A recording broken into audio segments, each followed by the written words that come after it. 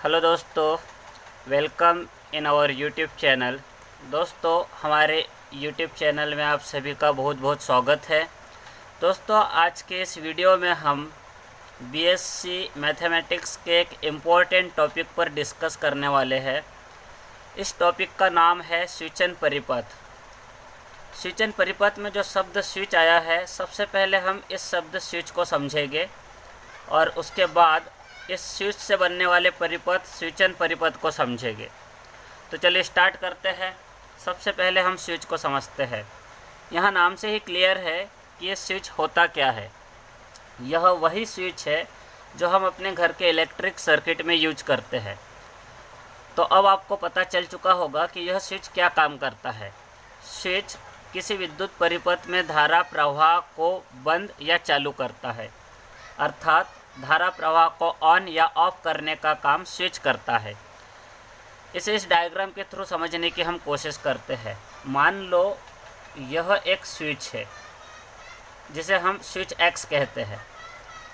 इस स्विच के एक सिरे पर बैटरी लगी है और दूसरे सिरे पर एक बल्ब लगा है। जब यह बल्ब ऑन होगा तब हम कह सकेंगे कि यह सर्किट ऑन है। और बल्ब ऑन कब होगा? जब स्विच ऑन होगा। जब ये स्विच के दोनों सिरे खुले होते हैं तो हम कहते हैं कि स्विच खुली अवस्था में है। स्विच की ऐसी खुली अवस्था को ऑफ पोजीशन कहते हैं। ऑफ पोजीशन इसलिए कहते हैं क्योंकि जब ये स्विच के ये दोनों सिरे खुले रहेंगे तब धारा इस बैटरी से होकर बल्ब तक नहीं पहुंच पाएगी और बल्ब नहीं जलेगा। बल्ब नहीं जलेगा मतलब इस परिपथ में धारा प्रवाह बंद रहेगा, तभी बल्ब नहीं जलेगा। तो ध्यान रहे, यहाँ पर स्विच की खुली अवस्था को ऑफ पोजीशन कहेंगे और स्विच की बंद अवस्था, जिसे हम इस प्रकार से प्रदर्शित करेंगे, यह अवस्था स्विच एक्स की बंद अवस्था कहलाएगी। बंद अवस्था में स्विच के सिरे आपस में जुड़े होंगे। तो यह स्विच बंद अवस्था में है, बंद अवस्था में है और इसी अवस्था को हम स्विच की ऑन पोजीशन कहेंगे। ऑन पोजीशन कहने का मतलब ये कि जब स्विच ऑन पोजीशन में है, मतलब स्विच के ये दोनों सिरे आपस में जुड़े हैं, तब ही धारा का प्रवाह इस परिपथ के एक सिरे से दूसरे सिरे तक हो पाएगा और इस स्थिति में यह परिपथ ऑन पोजीशन में कहलाएगा। जब परिपथ में धारा प्रवाह शुरू है मतलब परिपथ ऑन है, परिपथ में धारा प्रवाह बंद है मतलब परिपथ ऑफ है। और धारा प्रवाह का बंद या शुरू होना यह इस स्विच पर निर्भर होगा जो इस सर्किट में लगा है। जब यह स्विच खुला होगा मतलब ऑफ पोजीशन में होगा, तब परिपथ में धारा प्रवाह बना रहेगा। जब स्विच बंद अवस्था में होगा मतलब गलत बोल दिए, देखो यहाँ ध्यान देना।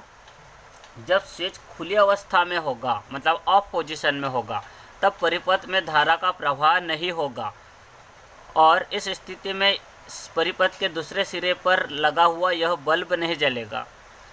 बल्ब नहीं जल रहा मतलब परिपथ में धारा प्रवाह नहीं हो रहा है। कौन सी स्थिति में नहीं होगा? जब यह स्विच खुली अवस्था में होगा मतलब ऑफ पोजीशन में होगा। जब यह स्विच बंद अवस्था में होगा मतलब ऑन पोजीशन में होगा, तब इस तार के द्वारा मतलब इस सर्किट के एक सिरे से दूसरे सिरे तक धारा का प्रवाह बना रहेगा और यह बल्ब जलने लगेगा, जिसे हम कहेंगे कि सर्किट ऑन पोजीशन में है मतलब स्विच बंद अवस्था में है। तो यहाँ पर इस सर्किट को ऑन या ऑफ करने का काम ये स्विच करेगा। स्विच खुली अवस्था में है मतलब सर्किट ऑफ है, स्विच बंद अवस्था में है मतलब सर्किट ऑन है। तो अब आप लोग समझ चुके होंगे कि सर्किट में स्विच क्या काम करता है। सर्किट में स्विच धारा प्रवाह को नियंत्रित करता है, मतलब यह सुनिश्चित करता है कि धारा प्रवाह हो रहा है कि नहीं हो रहा है। अब हम आगे बढ़ते हैं और पढ़ते हैं स्विचन परिपथ के बारे में। स्विचन परिपथ यह एक ऐसा परिपथ होता है जो तार को स्विचों को तार के माध्यम से जोड़कर बनाया जाता है। स्विचों को तार के माध्यम से जोड़कर बनाया गया परिपथ स्विचन परिपथ कहलाता है। स्विचन परिपथ में स्विचों को समांतर क्रम संयोजन में या श्रेणी क्रम संयोजन में जोड़ा जाता है। सबसे पहले हम ये देख लेते हैं कि स्विचों का समांतर क्रम संयोजन क्या होता है। समांतर क्रम संयोजन, स्विचों का समांतर क्रम संयोजन देखो क्या होता है।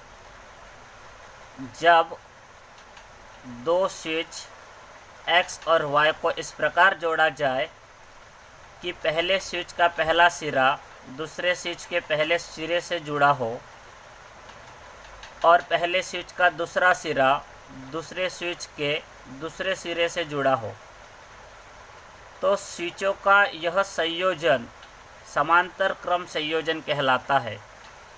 स्विचों का ऐसा संयोजन जिसमें एक स्विच का पहला सिरा दूसरे स्विच के पहले सिरे से और दूसरा सिरा दूसरे सिरे से जुड़े हो, ऐसे संयोजन को, स्विच से बने ऐसे परिपथ को समांतर परिपथ या स्विचों के इस संयोजन को समांतर क्रम संयोजन कहते हैं। इसके बाद स्विचों को जोड़ने का दूसरा तरीका होता है श्रेणी क्रम संयोजन। स्विचों के श्रेणी क्रम संयोजन में दो स्विचों को इस प्रकार से जोड़ते हैं। इसमें एक स्विच का दूसरा सिरा, एक स्विच का ये दूसरा सिरा दूसरे स्विच के पहले सिरे से जोड़ा जाता है। जब हम किसी एक स्विच का दूसरा सिरा दूसरे स्विच के पहले सिरे से जोड़कर कोई परिपथ बनाते हैं तो यह परिपथ श्रेणी परिपथ कहलाता है। अच्छा, ध्यान रहे, यह परिपथ समांतर परिपथ है और समांतर परिपथ का जो फलन होता है, स्विच X और Y से बने समांतर परिपथ का फलन f ऑफ एक्स वाई जो होता है उसे x प्लस वाई के इक्वल लिखा जाता है।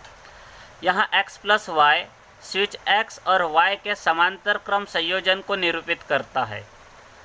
x और y के बीच प्लस का चिन्ह है, इसका मतलब x और y आपस में समांतर क्रम में जुड़े हैं। इसी प्रकार श्रेणी परिपथ का जो फलन होता है, स्विच x और y से बने श्रेणी परिपथ के फलन को x डॉट y से निरूपित करते हैं। स्विच x और y से बने श्रेणी परिपथ के फलन को x डॉट y लिखा जाता है।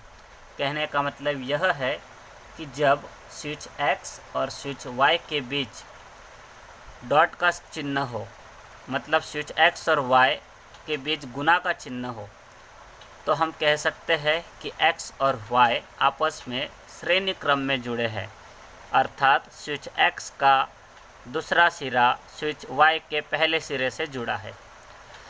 तो यह होता है स्विच का समांतर क्रम संयोजन और यह श्रेणी क्रम संयोजन।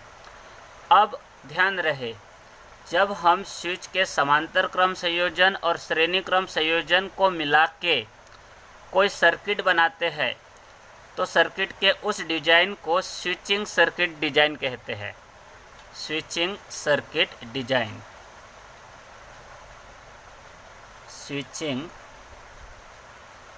सर्किट डिजाइन, यह स्विच का ऐसा डिजाइन होता है जिसमें समांतर क्रम और श्रेणी क्रम के जो परिपथ होते हैं उन परिपथ को जोड़कर एक स्विचिंग सर्किट बनाया जाता है। एक ऐसा स्विचिंग सर्किट जिसमें समांतर परिपथ और श्रेणी परिपथ का प्रयोग किया गया है, यूज किया गया है, ऐसे स्विचिंग सर्किट को स्विचिंग सर्किट डिजाइन कहेंगे। अब हम आगे बढ़ते हैं और अब हम ये देखेंगे कि कैसे किसी स्विचिंग परिपथ से हम स्विचन फलन बना सकते हैं और कैसे किसी स्विचन फलन से स्विचिंग सर्किट डिजाइन कर सकते हैं। तो देखिए दोस्तों, यहाँ पर एक बुलीय बहुपद दिया गया है हमें और कहा गया है कि इस बुलीय बहुपद के लिए स्विचन परिपथ का निर्माण कीजिए। तो सबसे पहले हम ये देखेंगे कि यह बूलिया बहुपद कितने पदों में लिखा गया है। यहाँ इस बूलिया बहुपद को 2 पदों में लिखा गया है। यह बूलिया बहुपद का पहला पद, यह बूलिया बहुपद का दूसरा पद। इस पहले पद में 3 प्रकार के switch x, y, z not का यूज किया गया है और ये तीनों स्विचों के बीच गुणन का चिन्ह है। इसका मतलब तीनों स्विच आपस में श्रेणी क्रम में जुड़े हैं। ध्यान रहे, स्विच x और y के बीच चिन्ह गुणा का चिन्ह है। x और y परस्पर गुणन के रूप में आए हुए हो, मतलब x और y के बीच गुणन का चिन्ह हो, तो इसका अर्थ यह है कि स्विच x और y एक दूसरे के साथ श्रेणी क्रम में जुड़े हैं। यहाँ x, y और z नॉट ये तीनों स्विचों के बीच चिन्ह गुणा है, मतलब गुणन का चिन्ह है। इसका मतलब यह तीनों स्विच परस्पर श्रेणी क्रम में जुड़े हैं। श्रेणी क्रम में मतलब एक लाइन में इस प्रकार जुड़े होते हैं कि इसका एक स्विच का दूसरा सिरा दूसरे स्विच के पहले सिरे से जुड़ा होता है। तो देखो यहाँ पर हमें x, y और z नॉट को सबसे पहले श्रेणी क्रम में जोड़ देना है। हम यहाँ स्विच x बनाएंगे, उसके बाद इसके दूसरे सिरे को स्विच y के पहले सिरे से जोड़ देंगे और स्विच y के दूसरे सिरे को स्विच z नॉट के पहले सिरे से जोड़ देंगे। और इस प्रकार से हम x, y, z नॉट से एक श्रेणी परिपथ बनाएंगे जिसे x, y, z नॉट कहेंगे। अब हम इस परिपथ को बनाते हैं। देखो, ये दोनों परिपथ के बीच चिन्ह प्लस है। इसका मतलब ये दोनों परिपथ एक दूसरे से समांतर क्रम में जुड़े हैं। हमने इससे बना ये श्रेणी परिपथ लिख दिए।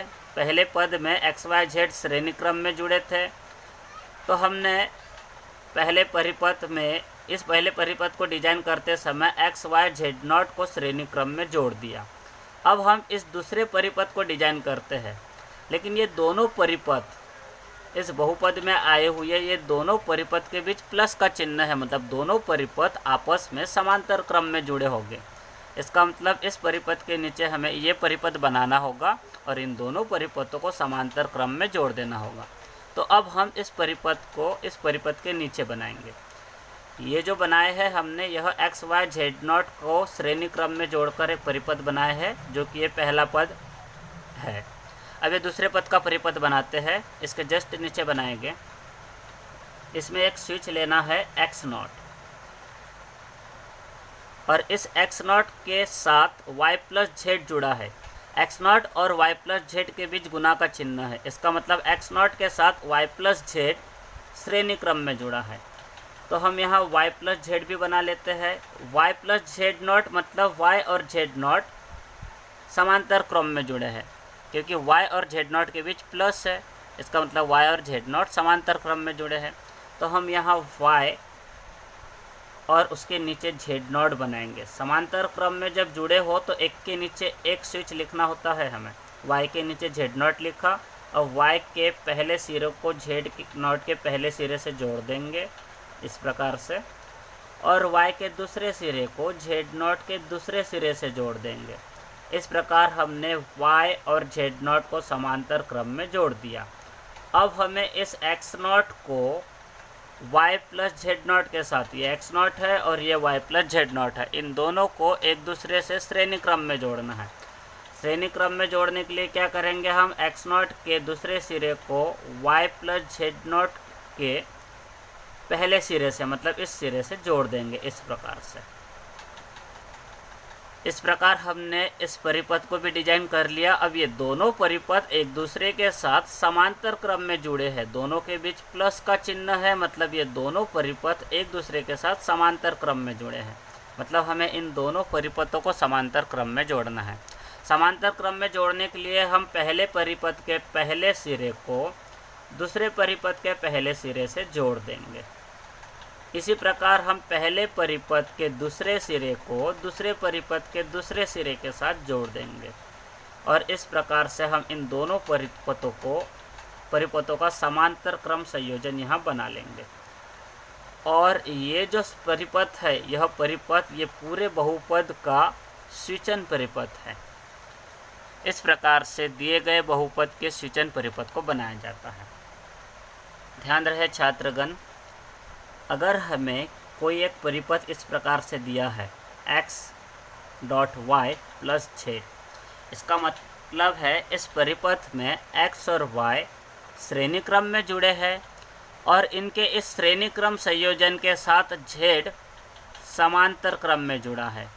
x और y के बीच डॉट है, मतलब x और y श्रेणी क्रम में जुड़े हैं, और xy और z के बीच प्लस है, इसका मतलब xy और z आपस में समांतर क्रम में जुड़े हैं।